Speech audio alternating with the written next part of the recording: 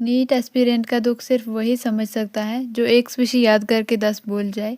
और नेचर ने बना रखी हैं आंट्स की 20,000 स्पीशी और बीटल की 3 लाख स्पीशी। तो सोचो बायोडाइवर्सिटी कितनी ज़्यादा है, इसे बचाना कितना इम्पोर्टेंट होगा। हेलो स्टूडेंट, मैं हूँ राबिया। आज हम स्टार्ट करने जा रहे हैं क्लास 12 का एक इम्पॉर्टेंट चैप्टर और लास्ट चैप्टर भी, जिसका नाम है बायोडाइवर्सिटी एंड कंजर्वेशन। तो ज़्यादा टाइम न वेस्ट करते हुए चलिए स्टार्ट करते हैं। अगर किसी दूर गैलेक्सी से एलियन अर्थ पर आएँ तो सबसे ज़्यादा जो चीज़ उन्हें हैरान करेगी वो होगी लाइफ की ह्यूज वैरायटी।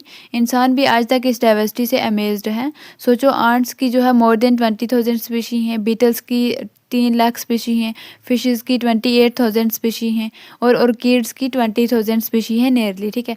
और साइंटिस्ट ये समझने की कोशिश कर रहे हैं कि इतनी ज़्यादा स्पीशी डाइवर्सिटी क्यों है और क्या हमेशा इतनी डाइवर्सिटी थी और इसके फ़ायदे क्या हैं, और अगर स्पीशी डाइवर्सिटी ख़त्म हो जाए, मतलब कम हो जाए, तो इकोसिस्टम पर क्या असर पड़ेगा। ठीक है, ये अभी इस पर साइंटिस्ट समझने की कोशिश कर रहे हैं। तो सबसे हमारा आज का पहला टॉपिक है बायोडाइवर्सिटी। बायोडाइवर्सिटी का मतलब सिर्फ स्पीशी की वैरायटी नहीं, बल्कि बायोलॉजिकल ऑर्गेनाइजेशन की हर लेवल पर डाइवर्सिटी, उसे कहा जाता है बायोडाइवर्सिटी। इस टर्म को पॉपुलराइज किया था एडवर्ड विल्सन ने। अगर हम टाइप देखें बायोडाइवर्सिटी की, सबसे पहले जेनेटिक डाइवर्सिटी। स्पीशी जो होती है, मतलब सेम स्पीशी के अंदर जीन की वेरिएशन, उसे कहा जाता है जेनेटिक डाइवर्सिटी। इसकी एग्जांपल अगर हम देखें तो रोवोल्फिया वोमेटेरिया प्लांट में अलग अलग एरिया के अंदर रेजरपाइन केमिकल की क्वालिटी जो है वो अलग होती है। इंडिया के अंदर अगर हम देखें तो 50,000 प्लस राइस की वैरायटी मिलेगी और 1,000 प्लस जो है वो मैंगो की वैरायटी मिलेगी इंडिया के अंदर। ठीक है। अब देखते हैं दूसरी टाइप की डाइवर्सिटी, जिसे कहते हैं स्पीशी डाइवर्सिटी। मतलब एक एरिया के अंदर स्पीशी की टोटल कितनी वैरायटी हैं, उसे कहा जाता है स्पीशी डाइवर्सिटी। अगर हम देखें तो वेस्टर्न घाट के अंदर ज़्यादा एम्फीबियन देखने को मिलते हैं एज़ कम्पेयर टू ईस्टर्न घाट। अब है इकोलॉजिकल डाइवर्सिटी, मतलब डिफरेंट टाइप ऑफ इकोसिस्टम के अंदर कितनी इकोलॉजिकल डाइवर्सिटी है, उसे कहते हैं इकोलॉजिकल डाइवर्सिटी। इंडिया के अंदर अगर हम देखें तो इंडिया में जो डेजर्ट होते हैं, rain forest, mangroves, coral reef, wetland, ये सब अलग अलग डाइवर्सिटी हैं। इसलिए इंडिया की इकोलॉजिकल डाइवर्सिटी नॉर्वे से ज़्यादा है। ये बायोडाइवर्सिटी मिलियंस ऑफ ईयर के इवोल्यूशन का रिजल्ट है, लेकिन हम इसे 200 साल में लूज़ कर सकते हैं। इंडिया पर कितनी स्पीशी हैं अगर हम देखें तो अभी तक डिस्क्राइब्ड है 1.5 मिलियन। टोटल एक्चुअल स्पीशी का एग्जैक्ट आइडिया नहीं है, लेकिन एस्टिमेट के हिसाब से 20 to 50 मिलियन हो सकती हैं। एक साइंटिस्ट का एस्टिमेट अगर हम देखें, जिनका नाम है रॉबिट में, उनके हिसाब से 7 मिलियन है अप्रॉक्सीमेटली। अगर हम इम्पॉर्टेंट फैक्ट देखें तो 70% स्पीशी एनिमल्स की हैं और 22% प्लांट की हैं, और एनिमल्स में से भी 70% इंसेक्ट हैं। ठीक है। फंजाई की अगर हम स्पीशी देखें तो ये मोर देन होती हैं फिशेस, एम्फीबियन, रेप्टाइल और मैमल्स, इन सबको कंबाइन करके तब भी फंजाई की जो स्पीशी होती हैं ये ज़्यादा होती हैं। अगर हम प्रोग्रैड को देखें तो इनको एग्जैक्ट काउंट करना मुश्किल होता है, इसलिए इनकी डाइवर्सिटी मिलियंस में होती है। इंडिया के अंदर अगर हम देखें बायोडाइवर्सिटी, तो इंडिया का वर्ल्ड लैंड एरिया जो है वो 2.4% है, लेकिन स्पीशी जो है वो शेयर करती हैं 8.1%। इसी वजह से इंडिया को मेगा डाइवर्सिटी कंट्री कहा जाता है। अगर हम अनडिस्कवर्ड स्पीशी का एस्टिमेट करें तो 1 लाख स्पीशी प्लांट की और 3 लाख स्पीशी एनिमल्स की अनडिस्कवर्ड हैं अभी तक। लेकिन प्रॉब्लम यह है कि कुछ स्पीशी डिस्कवर्ड होने से पहले ही एक्सटिंक्ट हो रही हैं। अगर हम पैटर्न देखें बायोडाइवर्सिटी का, सबसे पहले लैटिट्यूडनल ग्रेडियंट, इक्वेटर के पास जो बायोडाइवर्सिटी होती है वो ज़्यादा होती है और पोल की तरफ जाते हुए बायोडाइवर्सिटी कम होती जाती है।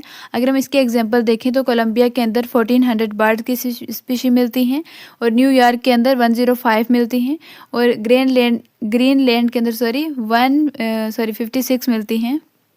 अगर हम पैटर्न देखें बायोडाइवर्सिटी का, तो सबसे पहले लैटिट्यूडनल ग्रेडियंट पर इक्वेटर के पास जो बायोडाइवर्सिटी होती है वो सबसे ज़्यादा होती है, पोल की तरफ जाते हुए कम होती जाती है बायोडाइवर्सिटी।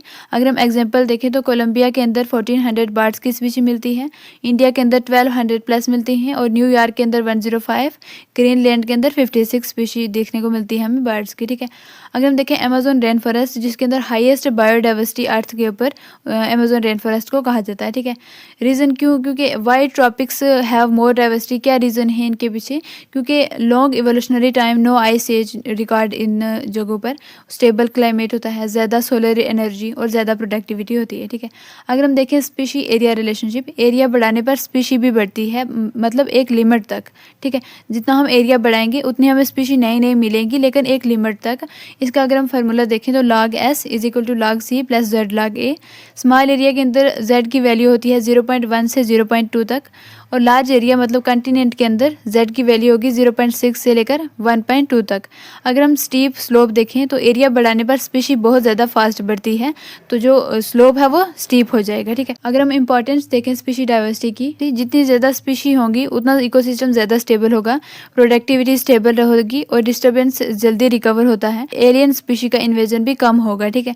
अब देखते हैं रिवल पॉपर हाइपोथेसिस जो दी थी पॉल एरिच ने। इन्होंने जो इकोसिस्टम है उसको एयरप्लेन के बराबर माना था, स्पीशी को रिवर्ट्स कहा था और कुछ रिवर्ट निकालने का फ़र्क नहीं पड़ रहा था, लेकिन ज़्यादा निकाल दिए जाए तो प्लेन क्रैश हो जाता है, ठीक है। अब देखते हैं loss of biodiversity. Current situation अगर हम देखें तो एक्सटेंशन रेट जो है वो 100 to 1000 टाइम फास्टर है। लास्ट 500 ईयर में 784 स्पीशीज जो है वो एक्सटिंक्ट हो गई हैं। आज अगर हम देखें तो 12% बर्ड्स, 23% मैमल्स, 32% एम्फीबियन जो है ये थ्रेटेंड हैं, मतलब एक्सटिंक्ट होने वाले हैं।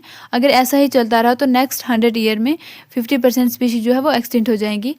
अब देखते हैं काज ऑफ इवल क्वार्टेट, मतलब 4 ऐसी टर्म जो स्पीशी डाइवर्सिटी को लॉस कर रही हैं। मेन रीज़न मतलब 4। सबसे पहला है हैबिटेट लॉस एंड फ्रेगमेंटेशन जो मोस्ट इंपॉर्टेंट है, दूसरा है ओवर एक्सप्लोटेशन, तीसरा है एलियन स्पीशी इन्वेजन और चौथा है को एक्सटेंशन, ठीक है। इनकी वजह से बायोडाइवर्सिटी जो है वो लॉस हो रही है। अब है बायोडाइवर्सिटी कंजर्वेशन। इसके अंदर एनसीईआरटी ने पूछा है कि वाई कंजर्व बायोडाइवर्सिटी, मतलब बायोडाइवर्सिटी को क्यों कंजर्व करना चाहिए। सबसे पहला है कि नैरोली यूटिलियरियन, मतलब हमें फूड, मेडिसिन, वुड, फायर मिलता है, हमें 25% मॉडर्न मेडिसिन प्लांट से आती हैं। दूसरा तरीका है ब्रॉडली यूटिलियरियन, मतलब ऑक्सीजन प्रोडक्शन प्लांट से होती है, pollination, climate regulation, aesthetic value, ये हमें फ़ायदे होते हैं। उसके बाद तीसरा है इथिकल, मतलब हर स्पीशी की अपनी इंट्रिंसिक वैल्यू होती है, फ्यूचर जनरेशन के लिए ड्यूटी इसी इथिकल के अंदर आते हैं। अगर हम देखें कंजर्वेशन मेथड, सबसे पहले है इन सिटू कंजर्वेशन, ऑन साइट, मतलब नेशनल पार्क हो गया, जैसे सेंचुरीज हो गई, बायोस्फीयर रिजर्व हो गया, उसके बाद बायोडाइवर्सिटी हॉटस्पॉट हो गया। अगर हम वर्ल्ड के अंदर देखें तो 34 बायोडाइवर्सिटी हॉटस्पॉट हैं और इंडिया के अंदर 3 बायोडाइवर्सिटी हॉटस्पॉट हैं, जैसे western Ghat Sri Lanka, Indo Burma and Himalaya के अंदर, ठीक है। अब देखते हैं एक्स सिटू कंजर्वेशन, जहाँ पर ऑफ साइट कंजर्व किया जाता है बायोडाइवर्सिटी को, जैसे जू, botanical garden, seed bank, cryo preservation, tissue culture. तो ये था हमारा चैप्टर बायोडाइवर्सिटी एंड कंजर्वेशन। तो मिलते हैं नेक्स्ट चैप्टर में, तब तक के लिए keep learning, keep growing. Thank you for listening.